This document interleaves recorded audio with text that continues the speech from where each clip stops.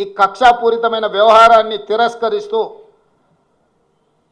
తెలంగాణ హక్కులను కాపాడడానికి శాసనసభలో చర్చించి తీర్మానం చేసి అధికారికంగా ప్రధానమంత్రి గారికి తెలియజేయడానికి అవసరమైన అన్ని రకాల చర్యలను రేపు శాసనసభలో మీరు బాధ్యత తీసుకొని క్వశ్చన్ అవర్ తర్వాత దీని మీద చర్చకు ఉపక్రమించండి అని చెప్పి మా సహచర మంత్రుడికి నేను సూచన చేస్తున్నా. ఈ వివక్ష మంచిది కాదు. ఈ వివక్షనే తెలంగాణ రాష్ట్రం అవతరించడానికి, ఈ వివక్షనే ఇతరుల యొక్క ఆధిపత్యం మీద ప్రజలు ఇచ్చిన తీర్పు, ఈ రాష్ట్ర ప్రజలు ఇచ్చిన తీర్పు 2023.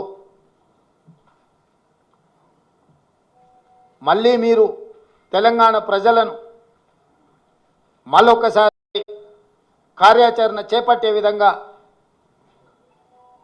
మాకు తప్పని పరిస్థితి కల్పించవద్దు అని చెప్పి ప్రధానమంత్రి గారికి నేను విజ్ఞప్తి చేస్తున్నా.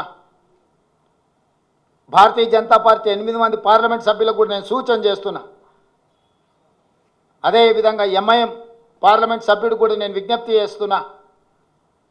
కాంగ్రెస్ పార్లమెంట్ సభ్యులతో పాటు తెలంగాణ పార్లమెంటు 17 మంది సభ్యులు రాజ్యసభలో ఉన్న వాళ్ళు కూడా ఈ అవసరమైన నిరసన కార్యక్రమానికి సహకరించాలి. మీ చిత్తశుద్ధిని నిరూపించుకోవాలి. రాష్ట్రం యొక్క హక్కులను, రాష్ట్రం యొక్క అనుమతుల కోసం రాజకీయాలకు అతీతంగా అందరం కలిసికట్టుగా నిలబడి కొట్లాడాల్సిన సమయం, సందర్భం వచ్చింది. కాబట్టి ఈరోజు తెలంగాణ రాష్ట్రానికి బడ్జెట్లో తీరని అన్యాయం జరిగింది. నరేంద్ర మోడీ గారు వివక్షపూరితంగా కక్షా సాధింపు చర్యలకు పాల్పడుతున్నాడు తెలంగాణ ప్రజల పట్ల. దీన్ని తీవ్రంగా కాంగ్రెస్ పార్టీ, మా ప్రభుత్వము ఖండిస్తుంది. దీనికి సంబంధించిన కార్యాచరణ అటు పార్లమెంటులోనూ ఇటు శాసనసభలోనూ తప్పకుండా నిరసన కార్యక్రమం చేపట్టడం జరుగుతుంది.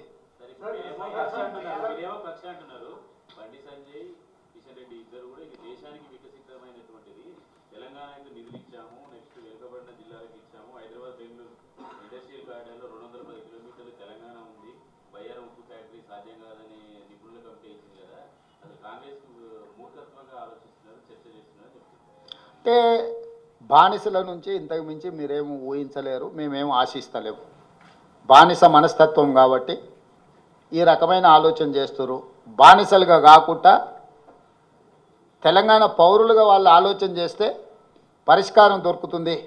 పోలవరం కట్టడానికి 1000 కోట్ల రూపాయలు ఇచ్చినప్పుడు పాలమూరు రంగారెడ్డి ఎత్తిపోతలకు ఎందుకు ఒక్క నయా పైసా కూడా ఇవ్వలేదు? కిషన్ రెడ్డి గారు సమాధానం చెప్పగలరా?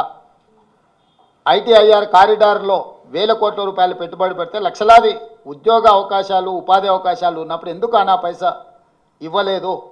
గుజరాత్లో సబర్మతి రివర్ ఫ్రంట్ నిర్మించుకున్నప్పుడు తెలంగాణకు, హైదరాబాద్కు మూసీ రివర్ ఫ్రంట్ ఎందుకు నిర్మాణం జరగొద్దు? గుజరాత్కు బుల్లెట్ ట్రైన్ కోసం నిధులు ఇచ్చినప్పుడు తెలంగాణకు ఎందుకు రీజనల్ రింగ్ రోడ్డు కోసం నిధులు కేటాయించలేదు? ఇవన్నీ పక్కన పెట్టండి. దేశం మొత్తం ప్రతి రాష్ట్రంలో ఐఐఎంలు ఉన్నాయి.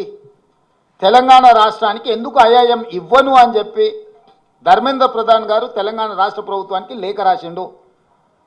స్వయంగా నేను మా ఉప ముఖ్యమంత్రి గారు ప్రధానమంత్రిని కలిసి హైదరాబాద్ నగరం తెలంగాణ రాష్ట్రము ఐటీ రంగ నిపుణులతో పాటు విద్యకు ఒక ప్రధానమైన కేంద్రము, అంతర్జాతీయ స్థాయిలో విద్యార్థులు ఇక్కడ చదువుకుంటున్నారు, మాకు ఐఐఎం కావాలని నేను అడిగిన. ధర్మేంద్ర ప్రధాన్ గారు నిర్ద్విధంగా మీకు ఐఐఎం ఇవ్వము, తిరస్కరిస్తున్నామని లేఖ రాసిండు. ఇకనైనా కిషన్ రెడ్డి గారు, బండి సంజయ్ గారు బానిసలుగా కాకుండా తెలంగాణ పౌరులుగా ఆలోచన చేస్తే ఐఐఎం ఎందుకు ఇవ్వరో చెప్పాలి కదా. ఆంధ్రప్రదేశ్ పునర్విభజన చట్టంలో పొందుపరిచిన విషయాలు ఆంధ్రప్రదేశ్కు సంబంధించిన అంశాలను పరిష్కరించడానికి ఉందా? అందులో ప్రస్తావించిన తెలంగాణ సమస్యలను కూడా పరిష్కరించడానికి ఉందా? ఈ ఒక్క విషయంలో బండి సంజయ్, కిషన్ రెడ్డి గారి యొక్క ఆలోచన ఏందో చెప్పమని. పునర్విభజన చట్టంలో పొందుపరిచిన ఆంధ్రప్రదేశ్కు మీరు ఎందుకు ఇచ్చిందని మేము అడుగుతలేం. ఇవ్వండి. తెలంగాణకి ఎందుకు ఇవ్వడం లేదని నేను